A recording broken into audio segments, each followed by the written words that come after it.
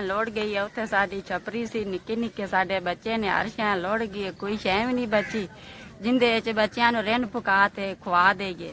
ਨਿੱਕੇ ਨਿੱਕੇ ਸਾਡੇ ਬੱਚੇ ਨੇ, ਆ ਵੇਖ ਲੋ ਲਾਲਾ, ਆ 4 ਭਾਂਡੇ ਲਾਲਾ ਬੱਚੇ ਨੇ, ਹਰ ਸ਼ੈ ਲੋੜ ਗਈ, ਆਟਾ ਦਾਣਾ ਹਰ ਸ਼ੈ, ਮੰਜੀ ਇੱਕ ਮੰਜੀ ਬਚੀ ਹੈ, ਸਾਰੇ ਜੀ ਅਸੀਂ ਉਹਦੇ ਤੇ ਸੌਨੇ ਆ। ਆ 4 ਭਾਂਡੇ ਬਚੇ ਨੇ, ਹੋਰ ਕੋਈ ਸ਼ੈ ਵੀ ਨਹੀਂ ਬਚੀ ਲਾਲਾ, ਸਾਰੀ ਸਾਡੀ ਤਾਂ ਲੋੜ ਗਈ ਹੈ। ਕੋਲ ਨਾ ਤਰਪਾਲ ਹੈ ਲਾਲਾ, ਨਾ ਕੁਛ ਹੈ, ਦਰਖਤਾਂ ਦੇ ਹੇਠ ਬੈਠੇ ਆ, ਉਤੋਂ ਬਾਰਿਸ਼ਾਂ ਲੱਗੀਆਂ ਹੋਈਆਂ ਨੇ, ਕੋਈ ਤਰਪਾਲ ਕੋਨੀ, ਕੋਈ ਕਾਗਜ਼ ਕੋਨੀ, ਨਿੱਕੇ ਨਿੱਕੇ ਬਾਲ ਨੇ, ਦਰਖਤਾਂ ਦੇ ਹੇਠ ਬੈਠੇ ਆ, ਉਤੋਂ ਬਾਰਿਸ਼ਾਂ ਪੈ ਪੈਂਦੀਆਂ ਨੇ, ਉਤੋਂ ਡੋਬਾ ਆਇਆ ਹੋਇਆ। SVS ਤੁਹਾਡਾ 5000 ਮੈਨੂੰ ਮਿਲ ਗਿਆ। ਵੈਦ ਬੰਦੇ ਤੁਸੀਂ ਨੇ ਜਿੰਨਾ ਸਾਡੀ ਮਦਦ ਕੀਤੀ ਹੈ, ਸਲਾਹ ਵਾਲਿਆਂ, ਤੁਹਾਡੀ ਬੜੀ ਮਿਹਰਬਾਨੀ। ਅੱਲਾ ਗਨਾ ਦੇਵੇ, ਤੰਦਰੁਸਤੀ ਦੇਵੇ, ਸਿਹਤ ਦੇਵੇ। ਇਸ ਤਰ੍ਹਾਂ ਲੋਕਾਂ ਨਾਲ ਤਾਵਨ ਕੀਤਾ ਕਰੋ।